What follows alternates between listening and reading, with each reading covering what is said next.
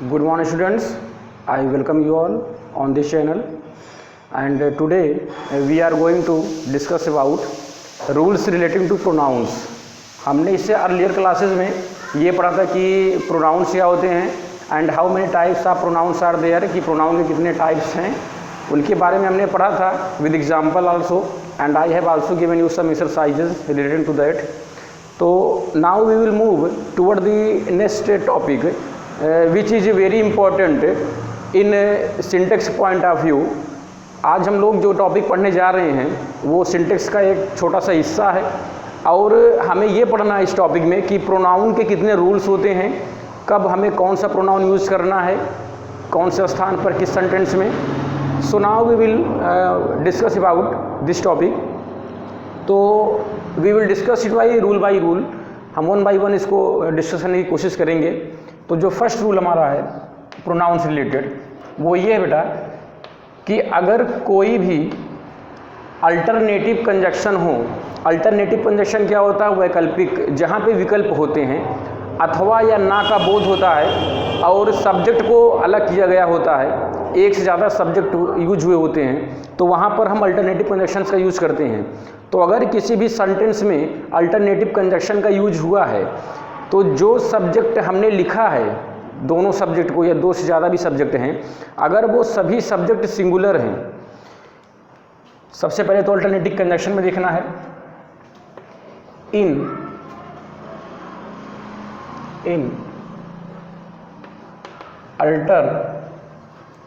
Alternative conjunctions कौन कौन सी इसमें, जैसे नीदर नॉर हो गया,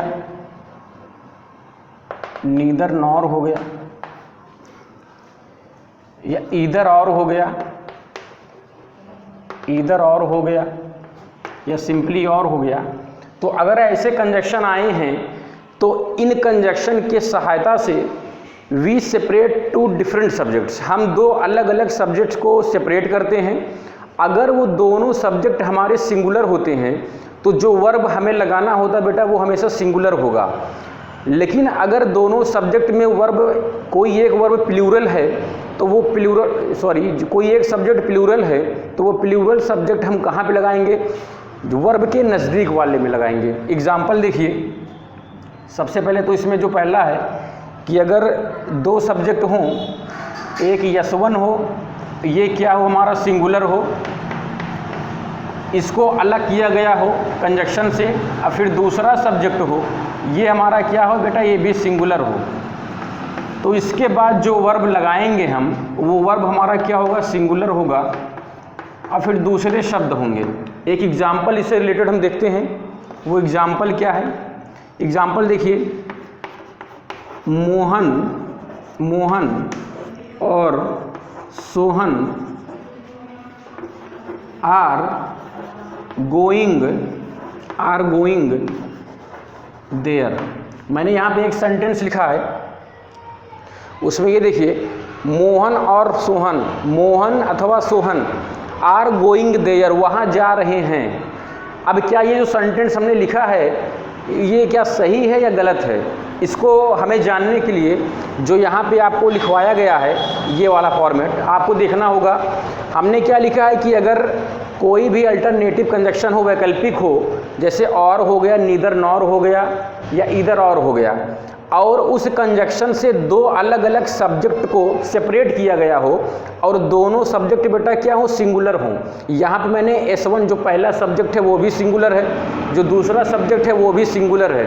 तो अगर दो सब्जेक्ट को सेपरेट किया गया है, जितने भी कंजक्शन यहाँ पे लिखे हैं इनकी हेल्प से, तो हम क्या करेंगे, और वो दोनों सब्जेक्ट अगर सिंगुलर हैं तो जो वर्ब हम लगाएंगे दूसरे सब्जेक्ट के तुरंत बाद वो वर्ब बेटा हमारा क्या होगा, सिंगुलर होगा. अब इस सेंटेंस को हम एनालाइज करते हैं whether this sentence is true और not. So I have written here Mohan और Sohan are going there, Mohan अथवा सोहन वहाँ जा रहे हैं. तो देखते हैं जो पहला सब्जेक्ट हमारा मोहन, कोई एक पर्सन है तो बेटा ये सिंगुलर हो गया. हमने इसके बाद और अल्टरनेटिव कंजक्शन का यूज़ किया है. दूसरा सब्जेक्ट हमारा क्या है, सोहन, ये भी किसी व्यक्ति का नाम है, ये भी सिंगुलर है. तो हमने यहाँ पे दो सब्जेक्ट जो यूज़ किए हैं ये दोनों सब्जेक्ट क्या हैं, सिंगुलर हैं. ये दोनों सब्जेक्ट सिंगुलर हैं, तो अगर ये दोनों सब्जेक्ट सिंगुलर होंगे तो जो इसके बाद हमें वर्ब लगाना है वो भी बेटा क्या होगा, सिंगुलर होगा। अब आर जो है प्रेजेंट टेंस का वर्ब है और आर प्लूरल के लिए यूज होता है, जब हमारा सब्जेक्ट क्या हो, प्लूरल हो। तो सिंगुलर के लिए हमें प्रेजेंट टेंस में कौन सा वर्ब यूज करना है, इज का यूज करना है। तो यहाँ पे हमें आर के स्थान पर इज का यूज करना है। तो ये हमारा जो सेंटेंस है ये करेक्ट हुआ। अब इसी में आगे बढ़ते हैं, ये तो ये था। अब बी पॉइंट क्या कहता है, अगर हमारा जो पहला सब्जेक्ट है वो सिंगुलर है और जो दूसरा सब्जेक्ट है वो हमारा क्या है, प्लूरल है, तो जो वर्ब लगेगी वो नज़दीक वाले सब्जेक्ट के अनुसार ही लगेगी। तो प्लूरल वर्ब हमें नोट करना है, फिर उसके बाद दूसरे शब्द लिखने हैं। अब इसको ध्यान समझिएगा। इफ़ इन अ सेंटेंस, अगर किसी सेंटेंस में there are two subjects separated with alternative conjunction, अगर दो सब्जेक्ट आए हों और उनको अलग किया गया हो अल्टरनेटिव कंजक्शन से, और दोनों सब्जेक्ट में कोई भी सब्जेक्ट प्लूरल हो, तो हमें उस प्लूरल सब्जेक्ट को कहाँ पे लिखना है, वर्ब के नज़दीक लिखना है। पहले नहीं लिखना है कि प्लूरल सब्जेक्ट पहले लिख दें फिर सिंगुलर लिख दें। अगर एक प्लूरल है एक सिंगुलर है तो प्लूरल सब्जेक्ट हम कहाँ पे लिखेंगे, वर्ब के नज़दीक लिखेंगे। और अगर दोनों सब्जेक्ट हमारे प्लूरल हैं तो कोई भी हम लिख सकते हैं। तो ऐसे दोनों केसेस में जहाँ पे एक सिंगुलर हो एक प्लूरल हो या दोनों प्लूरल हैं, जो वर्ब हम लगाएंगे बेटा वो क्या होगा, प्लूरल होगा। अब एक एग्जाम्पल देखें, एक एग्जाम्पल देखिए, the class teacher, the class teacher, the class teacher और the students, the students, the students were present in the auditorium। यहाँ पे मैंने एक सेंटेंस लिखा है, the class teacher, class teacher अथवा द स्टूडेंट्स अथवा बच्चे were present in the auditorium, auditorium में प्रेजेंट थे। ऑडिटोरियम एक हॉल होता है जहाँ पे स्पीच वगैरह दी जाती है। तो यहाँ पे हम देखेंगे कि यहाँ पे दो सब्जेक्ट है, एक तो द क्लास टीचर है, इसके बाद हमने एक अल्टरनेटिव कंजक्शन का यूज़ किया है। फिर उसके बाद जो हमारा क्या लिखा है बेटा, द स्टूडेंट्स। अब स्टूडेंट्स हमारा ये क्या है, प्लूरल है, एक विद्यार्थी की बात नहीं हो रही है, एक से ज़्यादा की बात हो रही है। तो ऐसे केस में जहाँ पे पहला सब्जेक्ट सिंगुलर हो और दूसरा सब्जेक्ट क्या हो बेटा, प्लूरल हो, तो हम क्या करेंगे, इसके बाद जो वर्ब लगाएंगे वो क्या होगा, हमारा प्लूरल होगा। तो हमने यहाँ पे वर्ब लगा दिया है, वर्ब क्या है बेटा, प्लूरल है। तो रूल यही है कि अगर कोई भी दो सब्जेक्ट इन कंजक्शन से अलग किए गए हों और दोनों सब्जेक्ट क्या हो बेटा, सिंगुलर हों, तो जो वर्ब लगेगा वो भी क्या होगा, हमारा सिंगुलर होगा। और अगर दोनों सब्जेक्ट में हमारे क्या हो, एक सिंगुलर हो एक प्लूरल हो, तो जो वर्ब लगेगा वो प्लूरल होगा। तो इसको नोट कर लीजिए। अब हम बढ़ते हैं अगले रूल की तरफ। Our next rule is very important, जिसमें अक्सर आप लोग गलतियां करते हैं। जो सेकंड रूल हमारा है वो ये कहता है, रूल नंबर सेकंड, कि अगर कोई भी सेंटेंस में लेट आया हो, किसी भी सेंटेंस में लेट आया हो या बिटवीन का यूज हुआ हो, बिटवीन का यूज हुआ हो और हमें इसके बाद कोई प्रोनाउन यूज करना हो, तो ध्यान सुनिएगा, लेट हमारा क्या वर्ब है, तो वर्ब के बाद जो भी हम लिखेंगे नाउन या प्रोनाउन बेटा वो हमारा होता है ऑब्जेक्ट, क्योंकि वर्ब के बाद ही ऑब्जेक्ट आता है। तो अगर लेट के बाद हमें कोई प्रोनाउन यूज करना होगा या बिटवीन जो प्रीपोजिशन या जितने भी प्रीपोजिशन हैं अगर वर्ब के बाद आ रहे हैं और उनके जस्ट बाद हमें कोई प्रोनाउन का यूज करना है, तो वो हमेशा क्या होंगे, वो हमेशा क्या होंगे, ऑब्जेक्टिव केस में होंगे, ऑब्जेक्टिव केस में होंगे जो प्रोनाउन होंगे। अब इसको हम एग्जाम्पल समझने की कोशिश करते हैं। एक एग्जाम्पल देखिए, first, let you and I go to market. मैंने यहाँ पे एक सेंटेंस लिखा है let you and I go to market, कि तुम्हें और मुझे मार्केट जाना चाहिए। अब यहाँ पे मैंने जो सेंटेंस लिखा है ये मैंने लेट से स्टार्ट किया है, तो लेट हमारा क्या हो गया बेटा, वर्ब हो गया। अब वर्ब के बाद जो प्रोनाउन आएगा वो क्या होगा, हमारा ऑब्जेक्टिव केस का होगा। अब यू क्या हमारा, यू सब्जेक्ट भी यू ही है, ऑब्जेक्ट के स्थान पर भी यू लिखते हैं। तो लेट के बाद हमें ऑब्जेक्टिव केस चाहिए, तो हमने यू ऑब्जेक्टिव केस भी याद होता है तो हमने यहाँ पे लिख दिया। एंड से सेपरेट किया गया ये वाला प्रोनाउन, तो ये क्या बेटा, ये नॉमिनेटिव केस है, हमें इसका ऑब्जेक्टिव केस लिखना है, तो आई के स्थान पर क्या होगा, मी होगा। इसको आप ध्यान में रखिएगा कि लेट के बाद हमेशा जो प्रोनाउन हम यूज करेंगे वो हमारा होगा ऑब्जेक्टिव केस में, कभी भी सब्जेक्टिव केस में नहीं होगा। तो यहाँ पर जो हमने आई यूज किया था वो हमारा रॉन्ग है, आई के प्लेस पर हमें क्या लिखना है, मी लिखना है। तो ये हमारा सेकंड रूल है। थर्ड रूल देख लीजिए, रूल थर्ड क्या कहता है कि अगर किसी भी सेंटेंस में जो पर्सनल प्रोनाउन है, पर्सनल प्रोनाउन क्या होते हैं बेटा, जो किसी पर्सन को रिप्रेजेंट करते हैं, किसी वस्तु को, अगर उसमें फर्स्ट सेकंड और थर्ड पर्सन तीनों आए हों तो हमें if in a sentence all the three persons pronounce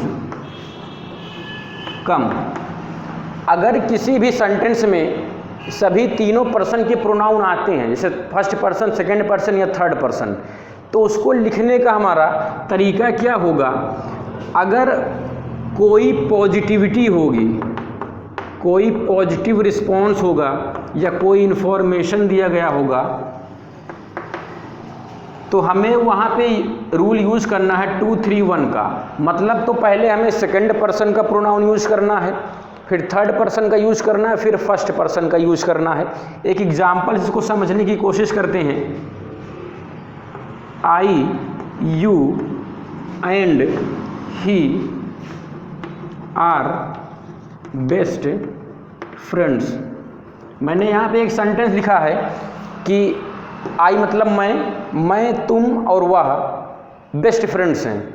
अब यहाँ पे जो सेंटेंस मैंने लिखा बेटा, वो एक क्या है, एक इन्फॉर्मेशन दे रहा है, उसमें कहीं भर निगेटिविटी नहीं है, नकारात्मक चीज़ें नहीं बताई गई हैं, या कोई ऐसी चीज़ें जहाँ पे कोई गलती स्वीकार की जा रही हो, कोई पनिशमेंट मिल रहा हो, कोई जुर्म किया गया हो, कोई चोरी की गई हो, तो ऐसा कुछ नहीं है। यहाँ पे एक पॉजिटिव इन्फॉर्मेशन दिया जा रहा है, सकारात्मक एक सूचना दी जा रही है कि I, you and he are best friends. यहाँ पे सबसे पहले देखिए वर्ब कहाँ पर है, ये वर्ब है। वर्ब के पहले जो कुछ भी होता है बेटा वो हमारा क्या होता है, सब्जेक्ट होता है। तो सब्जेक्ट में हम देखेंगे, if you see subject there are 3 persons pronouns की, तो यहाँ पे तीनों पर्सन के प्रोनाउन आए हैं, फर्स्ट पर्सन है, ये सेकंड पर्सन, ये थर्ड पर्सन है। तो अगर किसी भी सेंटेंस में तीनों पर्सन के प्रोनाउन आते हैं और उनसे एक पॉजिटिव रिस्पॉन्स मिलता है, एक पॉजिटिव इन्फॉर्मेशन मिलती है, तो हमें उन प्रोनाउन का लिखने का ऑर्डर क्या होगा, 2 3 1। सबसे पहले सेकंड पर्सन लिखना है, फिर थर्ड, फिर 1। तो सेकंड पर्सन इन तीनों में से कौन सा, ये सेकंड पर्सन है। तो सबसे पहले हमें लिखना है सेकंड पर्सन, फिर उसके बाद हमें लिखना है थर्ड पर्सन ही हो गया, फिर हमें लिखना है लास्ट में फर्स्ट पर्सन, फिर वर्ब, फिर उसके बाद दूसरे शब्द। तो जो ये हमारा था ये रॉन्ग था, और जो ये हमारा ये बेटा सही है। तो ध्यान रखिए कि जहाँ कहीं भी एक सेंटेंस में तीनों पर्सन के प्रोनाउन आते हैं और उसमें कोई भी क्राइम, कोई जुर्म, कोई चोरी, कोई दंड या कोई भी गलती स्वीकार नहीं की जा रही है, तो वहाँ पर हमें 2 3 1 का फॉर्मेट अप्लाई करना है। We have to apply there the format of 2 3 1। So I have written the correct form of the sentence. First we have to write you, that is the second person pronoun, and then we will use he, that is third person pronoun, and at the last we will use I, that is first person pronoun. तो ये हमारा सही होगा। अब इसी में एक दूसरा रूल क्या कहता है बेटा, उसको जरा देखिए आप, कि अगर उसी सेंटेंस में तीनों पर्सन के प्रोनाउन आते हैं और उस सेंटेंस में हमें क्या देखने को मिलता है, कोई क्राइम की बात हो रही है। क्राइम मतलब होता है जुर्म, या कोई पनिशमेंट की बात हो रही है, कोई पनिशमेंट की बात हो रही है, दंड, या कोई गलती को स्वीकार किया जा रहा है, टू एक्सेप्ट गिल्ट, किसी गलती को स्वीकार किया जा रहा है, तो जो फॉर्मेट होगा प्रोनाउन का, प्रोनाउंस फॉर्मेट जो होगा, फॉर्मेट तीनों पर्सन्स के लिए वो होगा बेटा 1 2 3। पहले आपको खुद के बारे में बताना है, फिर जो आपके सामने सेकंड पर्सन हो उसकी बात करेंगे, फिर जो नहीं है थर्ड पर्सन उसके बारे में। एक एग्जाम्पल के थ्रू हम समझने की कोशिश करते हैं। I, you and he are responsible for the failure, कि मैं, तुम और वह इस असफलता के लिए जिम्मेदार हैं। तो यहाँ पे देखिए कोई चीज़ एक्सेप्ट की जा रही है, स्वीकार किया जा रहा है कि अगर ऐसा हुआ है तो हम एक्सेप्ट जो कर रहे हैं उसको यहाँ पे बताया जा रहा है। तो अगर जो मैंने यहाँ पे चीज़ें लिखी हैं, क्राइम हो, कोई जुर्म हो, जुर्म के बारे में बात हो, कोई पनिशमेंट के बारे में बात हो, कोई गलती स्वीकार की जा रही हो, या कोई थेफ्ट हो, या कोई चोरी की बात हो रही हो, चोरी करना, तो वहाँ पर वैसे केस में अगर एक से ज़्यादा पर्सन की प्रोनाउन आए हैं तो हमें बेटा यूज़ करना है 1 2 3 का फॉर्मेट है। तो सबसे पहले फर्स्ट पर्सन, फिर सेकंड, फिर थर्ड, सबसे पहले फर्स्ट, फिर सेकंड, फिर थर्ड। तो ये दोनों आप याद रखिएगा, ये बी वाला और ए वाला। अगर कहीं पर जो ये शब्द लिखे गए इनसे मिलता जुलता हुआ सेंटेंस हुआ तो हमें ये फॉर्मेट यूज़ करना है, नहीं तो हमें 2 3 1 का फॉर्मेट यूज़ करना है। तो I hope you have understood it very well. अब हम मूव करते हैं जो हमारा 4th रूल है उसकी तरफ, उसके बारे में जानते हैं।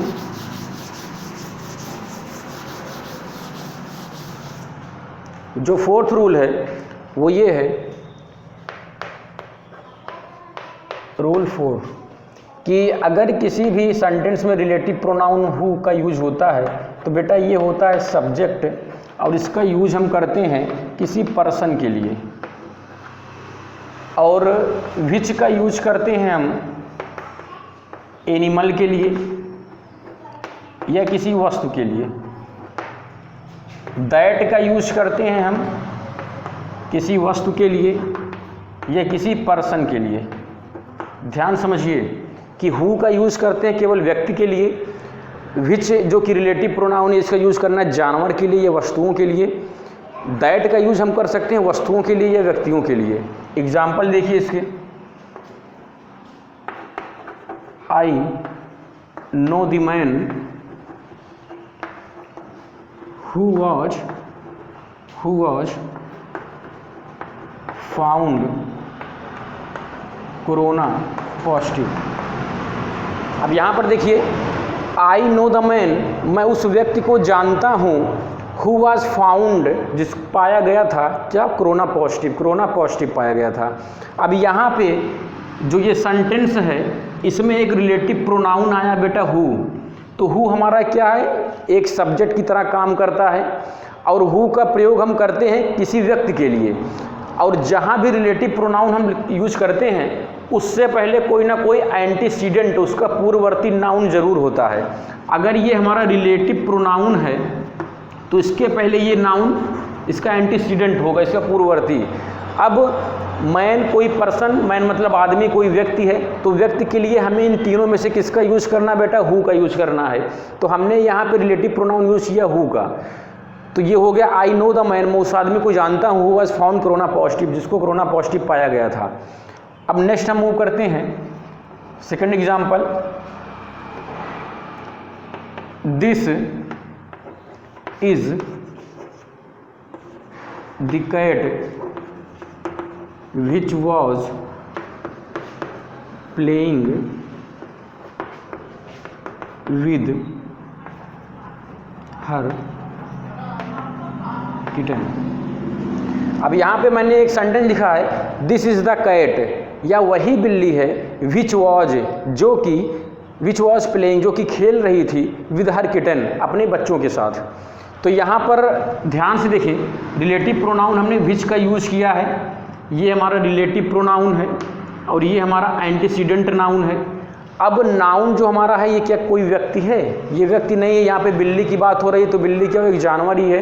तो अगर जानवर या वस्तु कोई भी होगा यहाँ पर तो हमें उसके लिए विच का यूज़ करना है, हम हु का यूज नहीं करेंगे, क्योंकि हु का यूज हमेशा हम करते हैं व्यक्ति के लिए।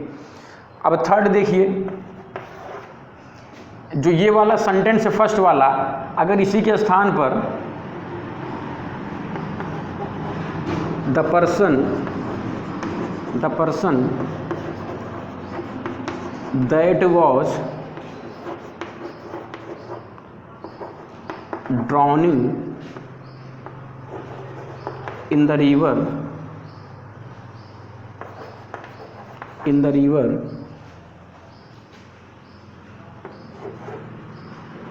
is known to me।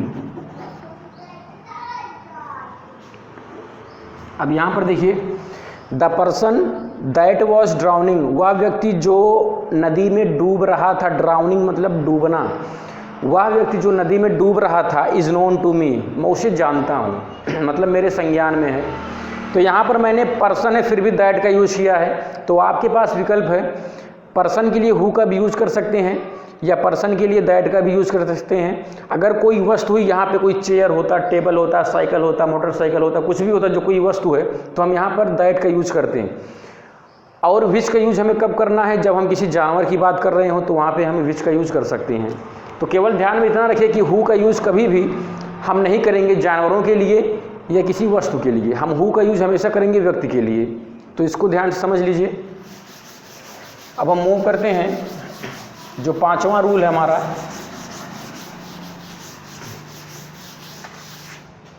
Fifth rule, कि अगर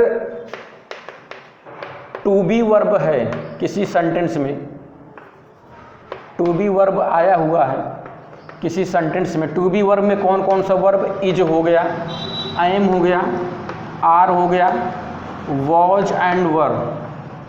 अगर ये तीनों वर्ब आए हैं और इनके जस्ट बाद हमें कोई प्रोनाउन यूज़ करना है, हमें कोई प्रोनाउन यूज़ करना है, तो वो हमारा होगा नॉमिनेटिव केस में। नॉमिनेटिव का मतलब होता है सब्जेक्टिव केस में, सब्जेक्टिव केस में, सब्जेक्टिव केस में होगा। एग्जाम्पल देखिए, it is me who is your friend. ये आपको एग्जाम्पल दिया गया था क्वेश्चन रिलेटेड। अब इसको ध्यान समझ लीजिए कि मैंने यहाँ पे लिखा it is me who is your friend, या मैं हूँ जो तुम्हारा दोस्त हूँ। अब यहाँ पे क्या ये सेंटेंस सही है? हम ध्यान से देखेंगे तो हमारा जो सब्जेक्ट है इट, ये जो हमारा सब्जेक्ट है, सब्जेक्ट के बाद हमारा क्या है बेटा? ये बी वर्ब है। अगर बी वर्ब के तुरंत बाद हमें कोई ऑब्जेक्ट लिखना होता है, कोई प्रोनाउन, तो वो प्रोनाउन ऑब्जेक्टिव केस का नहीं होता है। अब यहाँ पे ऑब्जेक्ट नहीं होगा, ये होता है कॉम्प्लीमेंट। तो कॉम्प्लीमेंट हमेशा नॉमिनेटिव, जिसको हम सब्जेक्टिव केस भी कहते हैं, उसमें होते हैं। तो मी के स्थान पर इस जो प्रोनाउन, इसका सब्जेक्ट क्या होगा बेटा? मी का सब्जेक्ट क्या होगा? आई होगा। तो यहाँ पे मी के स्थान पर हमें आई लिखना है, मी रॉन्ग है। अब इसके बाद हमने रिलेटिव प्रोनाउन का यूज़ किया है। ये रिलेटिव प्रोनाउन के पहले कोई ना कोई एंटीसीडेंट नाउन या प्रोनाउन जरूर होगा। अब अगर रिलेटिव प्रोनाउन के बाद हमें वही वर्ब यूज़ करना है जो वर्ब इस रिलेटिव प्रोनाउन के पहले आए हुए प्रोनाउन अथवा नाउन के लिए सुटेबल होगा।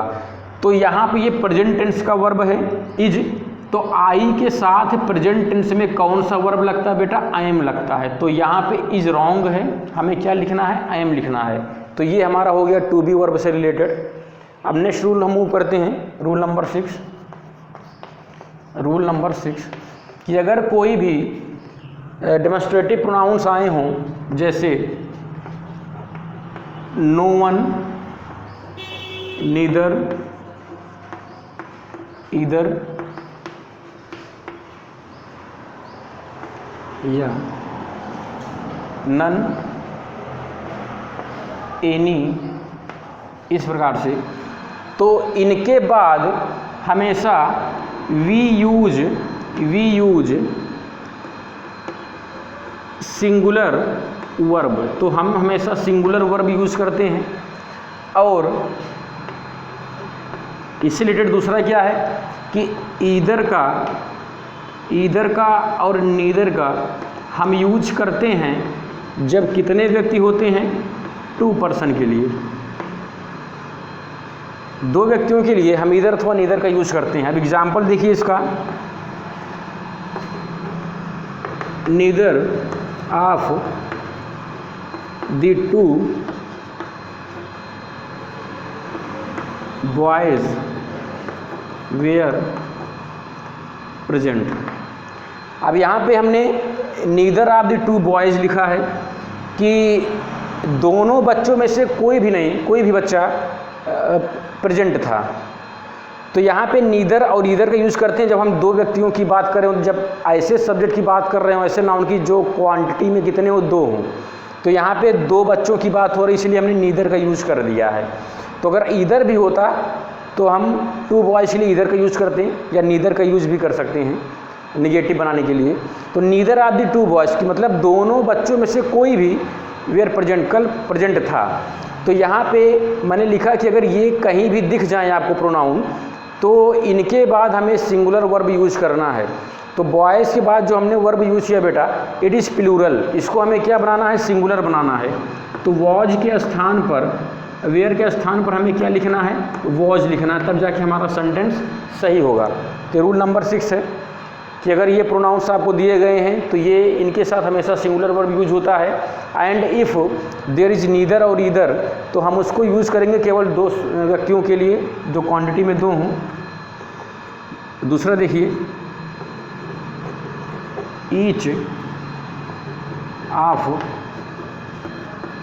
द 5 स्टूडेंट्स, इसके बाद जो वर्ब लगेगा वो भी सिंगुलर होगा। फिर दूसरे शब्द, अब यहाँ पर देखिए बेटा, ना तो हम ईदर का यूज़ करेंगे ना ही नीदर का, क्योंकि क्वांटिटी में कितने छात्रों की बात हो रही है, 5। तो अगर 2 होंगे तो हम ईदर अथवा नीदर का यूज़ करेंगे, 2 से ज़्यादा होंगे तो हम इनके अलावा, इन दोनों के अलावा जो भी हम कोई भी यूज़ कर सकते हैं। तो ये हमारा था रूल नंबर 6। अब हम बढ़ते हैं अगले रूल की तरफ।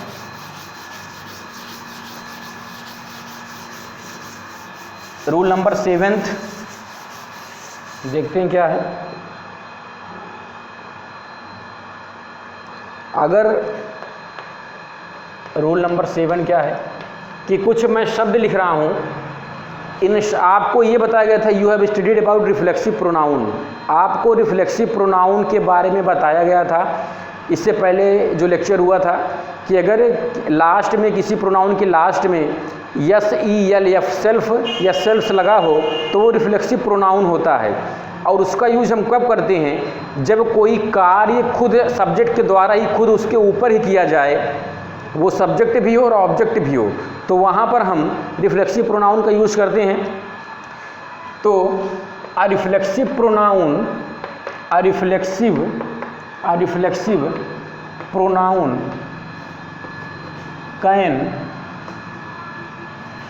Can never be a subject.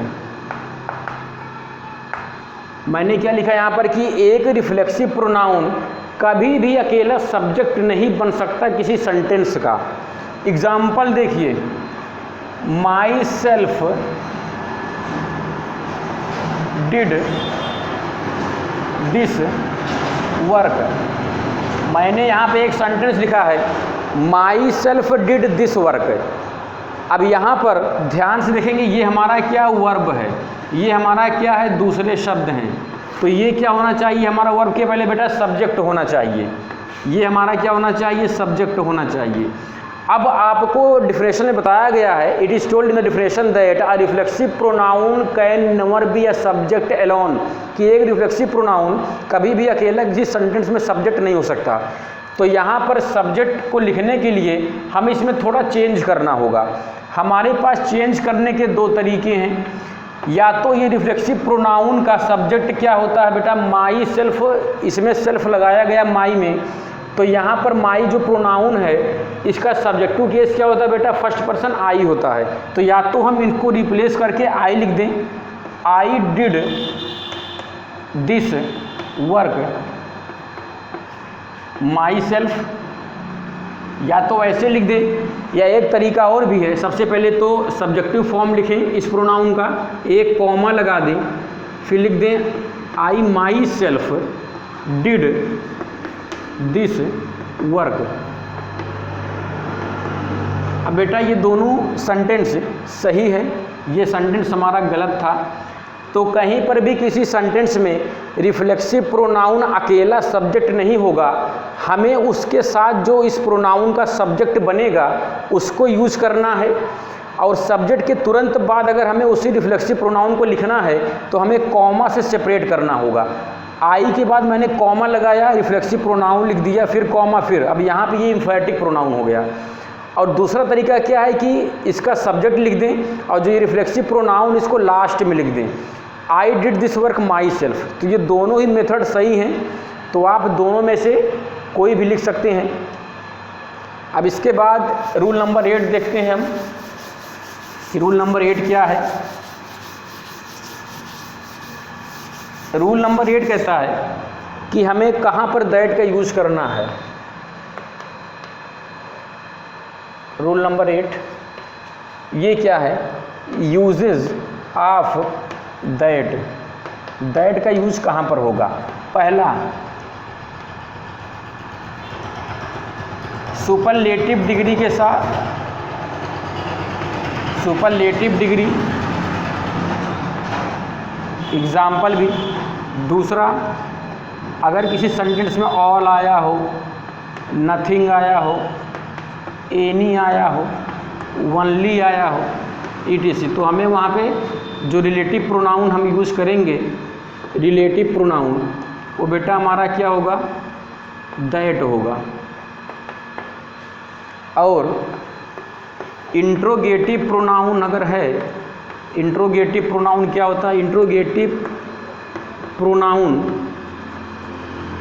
के बाद अगर कहीं भी सेंटेंस में हमें रिलेटिव प्रोनाउन का यूज करना होता है, रिलेटिव प्रोनाउन का, तो हम दैट का यूज करते हैं।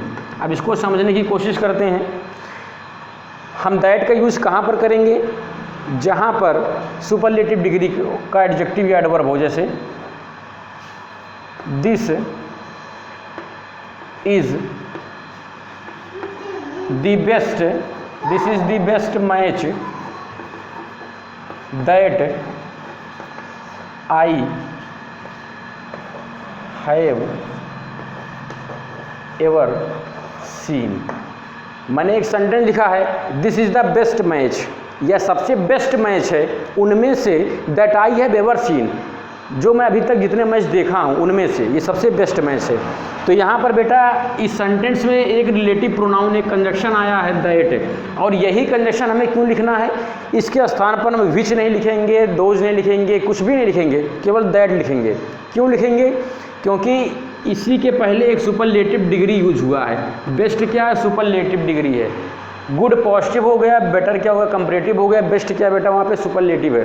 तो अगर सुपरलेटिव डिग्री आया है और उसके बाद हमें एक रिलेटिव प्रोनाउन यूज़ करना है, तो बेटा वो हमें हमेशा क्या होगा, दैट होगा।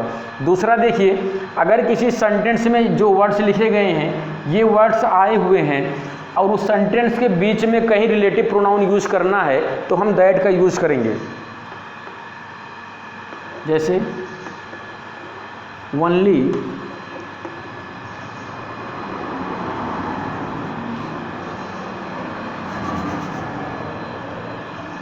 all that glitters is not gold। मतलब वो सभी, all that glitters is not gold, मतलब सभी चमकती हुई चीज़ें सोना नहीं होती। तो ये इसका कहने का मीनिंग है। तो इस सेंटेंस में देखिए हमने यूज़ किया ऑल, जो कि एक सब्जेक्ट का काम कर रहा है, और ऑल के बाद हमें एक रिलेटिव प्रोनाउन चाहिए था। तो अगर ऑल, नथिंग, एनी, ओनली ऐसे सेंटेंस आए होंगे और उस सेंटेंसेस के बीच में या उसके तुरंत बाद हमें कहीं रिलेटिव प्रोनाउन का यूज़ करना होगा, तो रिलेटिव प्रोनाउन हमेशा बेटा कौन सा होगा? दैट होगा। फिर तीसरा क्या? Interrogative pronoun. इंट्रोगेटिव प्रोनाउन क्या होता है? जैसे हु हो गया, हुम हो गया, हुज हो गया, विच हो गया। तो अगर ऐसे सेंटेंसेज हैं इंट्रोगेटिव प्रोनाउन के और बीच में कहीं भी रिलेटिव प्रोनाउन का यूज़ करना होगा तो भी हम दैट का यूज़ करेंगे।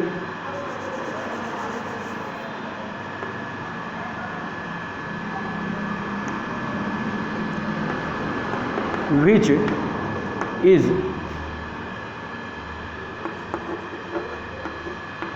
The book that you were searching for. अब यहाँ पे मैंने एक सेंटेंस लिखा है, विच इज़ द बुक, वो किताब कौन सी है, that you were searching for, जिसको तुम खोज रहे थे, तलाश रहे थे। तो यहाँ पर ये इंट्रोगेटिव प्रोनाउन है बेटा, ये प्रोनाउन इंट्रोगेटिव है। अगर ये शुरू में ही आ जाए तो इंट्रोगेटिव सेंटेंस बना देता है, कोई प्रश्न पूछता है। तो अगर इंट्रोगेटिव प्रोनाउन में उस वाले सेंटेंस में कहीं पर भी रिलेटिव प्रोनाउन का यूज होगा तो हमें वहाँ पे हमेशा दैट का ही यूज़ करना है। ये चीज़ें बहुत इंपॉर्टेंट हैं। किसी भी सेंटेंस में सुपरलेटिव डिग्री आया हो तो रिलेटिव प्रोनाउन दैट होगा। किसी भी सेंटेंस में जो शब्द लिखे गए हैं ये आया हो तो उसके बाद जो रिलेटिव प्रोनाउन आएगा वो दैट होगा। इंट्रोगेटिव प्रोनाउन का कोई सेंटेंस है तो अगर हमें रिलेटिव प्रोनाउन लिखना है उस सेंटेंस में तो भी हम दैट का यूज़ करेंगे। अब मूव करते हैं रूल नंबर 9 की तरफ। अगला रूल नंबर क्या हमारा? आपने एक प्रोनाउन के बारे में सुना, वन।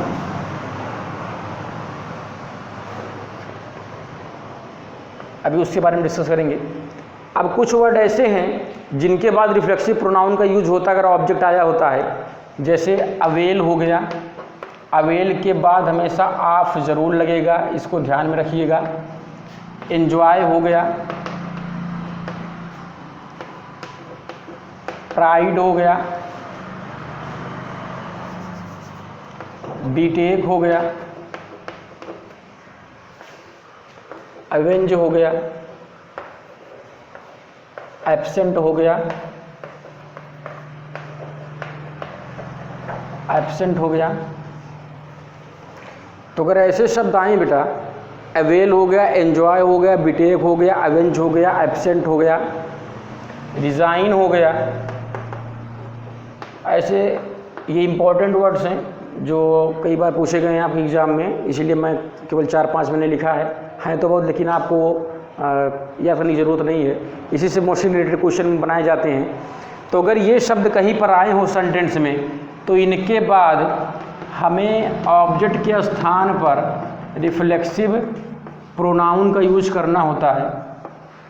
रिफ्लेक्सिव प्रोनाउन का यूज करना होता है इनके तुरंत बाद। एक एग्जाम्पल देखिए, आई अवेल द फैसिलिटी। मैंने एक सेंटेंस लिखा, आई अवेल द, अवेल मतलब होता है किसी चीज़ का लाभ उठाना, किसी चीज़ से लाभ लेना। तो आई अवेल द फैसिलिटी, मैं इस सुविधा का लाभ उठाता हूँ। अब ये सेंटेंस तो लिखा गया लेकिन ये अभी गलत है। ये गलत क्यों है? क्योंकि ये आपको बताया कि अवेल के साथ बेटा ऑफ प्रीपोजिशन जरूर आता है, ये फ्रेजल वर्ब है। तो यहाँ पर ये हो जाएगा आई अवेल, आई अवेल। अब हमें रिफ्लेक्सिव प्रोनाउन आई का क्या होगा? माई सेल्फ होगा, my self of the facility, facility. तो ये हमारा इसका करेक्ट ऑर्डर होगा। हमने यहाँ पे लिखा I avail myself of the facility, तो ये अवेल के साथ ऑफ का यूज़ करेंगे। ऑब्जेक्ट के स्थान पर हमें इसी सब्जेक्ट का ऑब्जेक्टिव केस बनाना है और वो रिफ्लेक्सिव प्रोनाउन होगा। ये आई का रिफ्लेक्सिव प्रोनाउन क्या हो जाएगा? माई सेल्फ हो जाएगा। तो ये हो जाएगा I avail myself of the facility. एक हमारा लास्ट रूल है, रूल नंबर 10। रूल नंबर 10 कि अगर किसी भी सेंटेंस में ये प्रोनाउन आया है वन, तो अगर उसमें पॉसेसिव केस की आवश्यकता है उसी सेंटेंस में, तो वो पॉसेसिव केस हमारा क्या होगा? उस प्रोनाउन का बेटा वंस होगा। हमें इसके स्थान पर हिज या हर का यूज नहीं करना है। एक एग्जाम्पल देखिए, one must do his her duty. अब ये सेंटेंस देखना क्या ये सही है। वन एक ऐसा प्रोनाउन है जो हर एक के लिए अप्लाई होता है। यहाँ पे किसी एक पर्टिकुलर व्यक्ति की बात नहीं होती है, जितने भी व्यक्ति हैं उन कोई भी हर किसी की बात होती है कि वन मस्ट डू, हर किसी को अपनी ड्यूटी करनी चाहिए। अब यहाँ पर बेटा ये क्या आ गया, पॉसेसिव केस आ गया है। ये पॉसेसिव एडजेक्टिव है, पॉसेसिव केस है।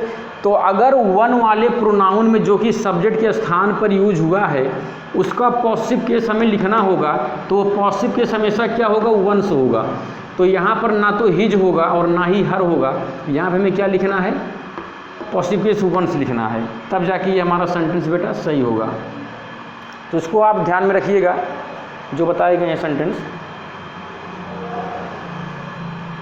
अब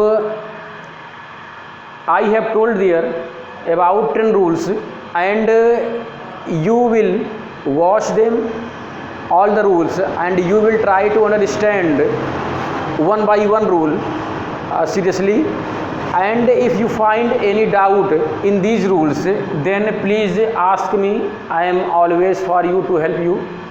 So I think you have understood very well the rules that I have written here on the board that I have taught you in this lecture.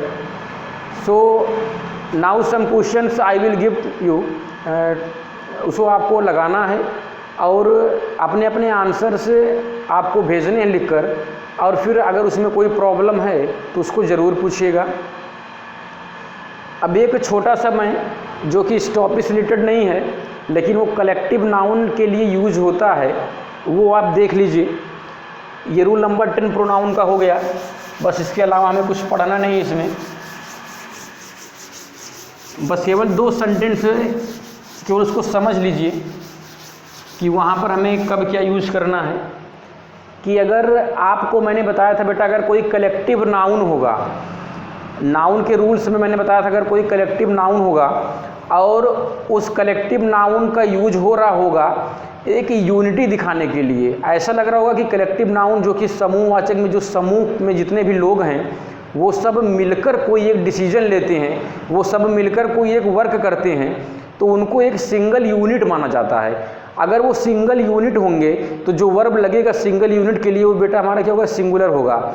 लेकिन अगर उसी collective noun में उनके अंदर मतभेद हो, उनके अंदर प्रॉब्लम्स हों, सब आपस में एक दूसरे से अलग हों, सेपरेट हों, और उन सभी के द्वारा अपना अपना निर्णय अलग अलग लिया जाए, या कोई ऐसा कार्य किया जाए जिससे ये पता चले कि जो हमारा कलेक्टिव नाउन था, जो ग्रुप था, उसके अंदर यूनिटी नहीं थी, तो वो अलग हो जाएंगे।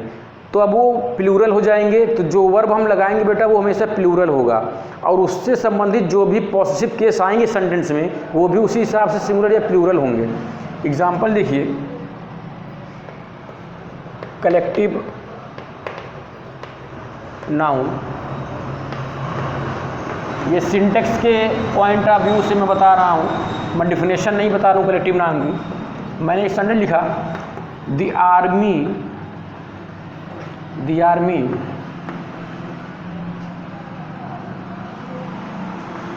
took its their revenge। दूसरा है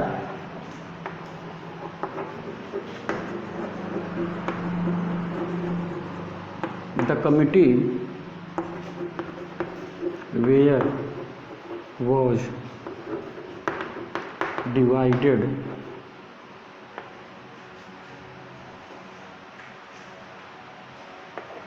in its their opinion।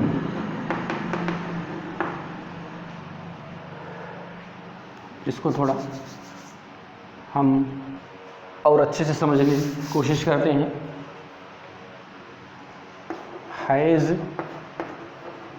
have taken its their revenge। इसको ध्यान से देखने की कोशिश करिएगा बेटा। I have written in the first sentence, मैंने पहले सेंटेंस में लिखा है कि अगर कलेक्टिव नाउन में यूनिटी की बात होगी तो जो वर्ब लगेगा, जो उनसे संबंधित पॉसेसिव केस बनेंगे, वो हमारा सिंगुलर होगा। अब यहाँ पे पहले तो सेंटेंस पढ़ते हैं, लिखा क्या गया है, द आर्मी हैज़ या हैव टेकन इट्स या दियर रिवेंज, कि आर्मी ने अपना बदला ले लिया, आर्मी अपना बदला ले चुकी है, जो उसका प्रतिशोध था वो आर्मी ले चुकी है। अब रिवेंज जो बदला लेने का कार्य है, जो प्रतिशोध लेने का कार्य है, क्या आर्मी ने मिलकर किया है या आर्मी में जितने भी आर्म फोर्सेस थे, जितने भी व्यक्ति थे, वो सब लोग अलग अलग लड़ने गए थे? कोई गया था उधर लड़ने, कोई दूसरे स्थान पर लड़ने चला गया था, या सभी लोगों ने मिलकर लड़ा है एक स्थान पर? तो यहाँ पर बेटा बात हो रही है रिवेंज की, तो आर्मी ने मिलकर एक प्रतिशोध लिया, तो यहाँ पर सबने मिलकर एक काम किया है। तो यहाँ पर जो हमारा कलेक्टिव नाउन होगा उसको हम सिंगुलर ट्रीट करेंगे। जब ये हमारा सिंगुलर होगा तो जो वर्ब लगेगा बेटा हमारा ये भी क्या होगा, सिंगुलर होगा, हैव नहीं होगा। अब उसी सेंटेंस में अगर कोई पॉसेसिव केस आएगा तो वो पॉसेसिव केस हमेशा सिंगुलर के आधार पर होगा। ये भी सिंगुलर था सब्जेक्ट, वर्ब भी सिंगुलर, तो जो पॉसेसिव केस होगा बेटा वो भी सिंगुलर होगा। अब दियर मतलब होता है उनका, यहाँ पर वे थे, उनका पॉसेसिव केस उनका बना, तो ये हमारा प्लूरल हो गया। हमें लेना क्या है, सिंगुलर। इट्स हमारा क्या बेटा, सिंगुलर है, क्योंकि इट प्रोनाउन हम सिंगुलर ट्रीट करते हैं। तो हमारा पहला सेंटेंस सही होगा जब हम हैव के स्थान पर हैज लिखेंगे, दियर के स्थान पर इट्स लिखेंगे। वैसे ही हम दूसरा देखते हैं, the committee were was divided in its या दियर ओपिनियन, कि जो कमेटी थी वो उनके अंदर जो उनका ओपिनियन था, मतभेद था, वो डिवाइडेड था, वो अलग अलग था। मतलब कमेटी में जितने भी सदस्य थे उनका जो ओपिनियन, जो उनकी राय थी, जो उनका विचार था वो अलग था। अब कमेटी में सभी लोग अलग अलग विचार कर रहे हैं, इसका मतलब उनके अंदर एकता नहीं है, यूनिटी नहीं है। तो ऐसे केस में ये कमिटी हमारा हो जाएगा बेटा प्लूरल नाउन ट्रीट करेंगे हम, ये प्लूरल नाउन ट्रीट करेंगे। तो अगर सब्जेक्ट हमारा प्लूरल है तो हम जो वर्ब यूज़ करेंगे वो भी हमारा क्या होगा, प्लूरल होगा। और उसी सेंटेंस में अगर पॉसेसिव फॉर्म आना हुआ तो भी हमारा क्या होगा बेटा, प्लूरल होगा, वो हमारा सिंगुलर कभी नहीं होगा। तो ये इंपॉर्टेंट दोनों सेंटेंस थे। I hope you have understood it very well and please solve the question that I will send you, So thank you all, have a nice day.